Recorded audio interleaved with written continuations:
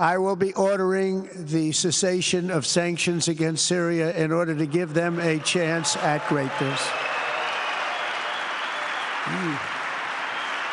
2025 সালের 14 মে যুক্তরাষ্ট্রের president Donald Trump Saudi আরবের রিয়াদে সিরিয়ার অন্তর্বর্তীকালীন প্রেসিডেন্ট আহমেদ আল-শারার সঙ্গে সাক্ষাৎ করেছেন।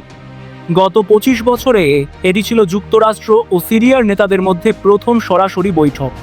এই সাক্ষাৎ সিরিয়ার জন্য আন্তর্জাতিক অঙ্গনে পুনঃপ্রবেশের একটি গুরুত্বপূর্ণ পদক্ষেপ হিসেবে বিবেচিত হচ্ছে। আহমেদ আল-শারা, যিনি আগে আল কায়েদার সঙ্গে যুক্ত ছিলেন এবং আবু মুহাম্মদ আল-জোলানি নামে পরিচিত ছিলেন, 2024 সালের ডিসেম্বরে বাশার আল-আসাদকে ক্ষমতা থেকে অপসারণের পর সিরিয়ার অন্তর্বর্তীকালীন প্রেসিডেন্ট হন।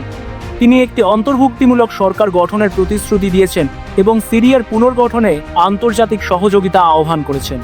বৈঠকে প্রেসিডেন্ট ট্রাম্প সিরিয়ার ওপর দীর্ঘদিনের অর্থনৈতিক নিষেধাজ্ঞা প্রত্যাহারের ঘোষণা দেন। তিনি আল-শারাকে ইসরায়েলের সঙ্গে সম্পর্ক স্বাভাবিক করতে, বিদেশি যোদ্ধাদের বহিষ্কার করতে এবং ISIS এর বিরুদ্ধে লড়াইয়ে সহায়তা করতে উৎসাহিত করেন। ট্রাম্প আল-শারাকে তরুণ এবং আকর্ষণীয় বলে প্রশংসা করেন এবং তাকে দৃঢ় নেতা হিসেবে বর্ণনা করেন। এই কূটনৈতিক পদক্ষেপটি মধ্যপ্রাচ্যে যুক্তরাষ্ট্রের নীতিতে একটি উল্লেখযোগ্য পরিবর্তন নির্দেশ করে। তবে ইসরায়েল এই পদক্ষেপ নিয়ে উদ্বেগ প্রকাশ করেছে, বিশেষ করে নিষেধাজ্ঞা প্রত্যাহারের সঙ্গে কোনো পূর্বশর্ত না থাকার কারণে।